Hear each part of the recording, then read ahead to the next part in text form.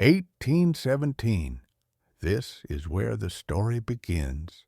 Before the name the Beast of the Keep was spoken in whispers, before claw marks appeared on doors, before animals cried at night and villages learned to fear silence, there was a man, or something that still wore the shape of one. Even then he was known for his cruelty, a cruelty so absolute that no word existed for it at the time. Back then, people said only this: he was born without mercy. He lived with his mother. She was not treated as family, she was treated as property. She cooked, cleaned, carried water, worked the land, and endured beatings without protest. Not because she accepted them, but because fear had emptied her voice. He struck her often, sometimes in anger, sometimes in boredom. Pain was simply how he reminded her who ruled. One afternoon, he returned from a journey riding a mule. The animal was barely standing. Its sides were torn open by excessive spurs. Its back was striped with violent whip marks. Blood stained its mouth from the brutality of the reins. The saddle was tied so tight the mule trembled, unable even to relieve itself. The mother saw this, and for the first time in many years, compassion outweighed fear. She loosened the saddle. She freed the mule and guided it toward the river so it could drink, cool itself, and ease its suffering. When the man returned and saw the animal gone, his voice was calm. "Who untied the mule?" Her answer came soft and trembling. "I did." That was her final mistake. He dragged her outside, forced her to the ground, strapped the saddle onto her body. She could not rise beneath its weight. Then he mounted her. He drove the spurs into her flesh. Again and again, her blood soaked the dirt. As life drained from her, she looked up at him, eyes clouded, breath broken, and spoke words that would poison the land for generations. "You will never know peace among men. You will never rest. You will walk forever, neither alive nor dead."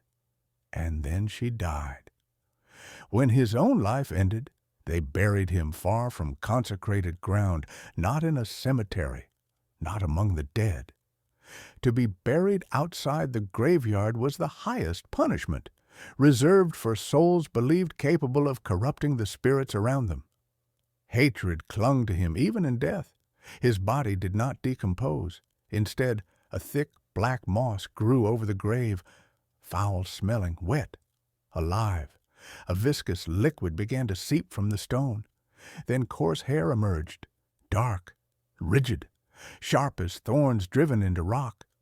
One morning, travelers found the tomb cracked open, shattered from within. Whatever had been buried there had forced its way out. From that day on, the creature walked the world, neither living nor dead. Sometimes it appeared as a massive, deformed mule, covered in thick hair. Other times, as an enormous dog, unnaturally aggressive, eyes glowing red. And sometimes the tracks told a worse story, hooves becoming paws, becoming footprints that almost looked human. It weighed nearly 400 pounds. Animals sensed it before people ever did. Dogs cried at night, not barking, but wailing, a sound between a howl and a sob.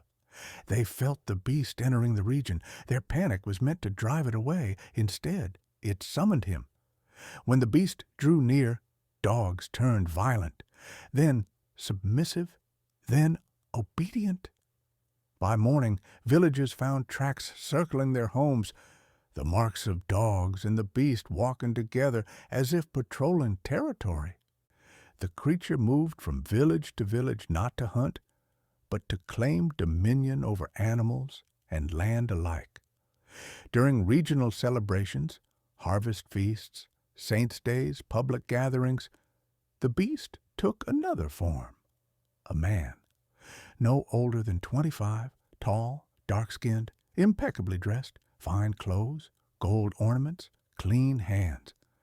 a smile that disarmed reason itself. Among simple villages, he shone like temptation made flesh. Young women could not resist him. His voice was soft, seductive. His words spoke of distant places, unheard wonders, futures no one else could offer. Afterward, the girls were never the same. They were left broken, minds vacant, bodies alive, but spirits erased. Their dreams of marriage died with them. They could not speak of what happened. They could not testify. The seed of something vile remained inside them. With men, there was no seduction, only blood. Few survived an encounter. The beast never entered a home uninvited. But when a father realized his daughter had been chosen, the warning came. At night, the creature circled the house in animal form. Claw marks appeared on doors and walls. Livestock was slaughtered. Hunger followed. Families were starved, broken, terrified, until the daughter was surrendered. To keep the creature under control, the family, wealthy, powerful, and bound by blood, performed private rituals. They sacrificed a fat calf. They left it inside a small structure built behind the farmhouse, a place known only as the keep. Every branch of the family, no matter how distant, carried the same obligation. If you bore the name, you built a keep. When the beast fed, when the rituals were obeyed, the spirit withdrew, sometimes for years, sometimes for decades. From the beginning of the torment to the present day, the mystery still rules the region.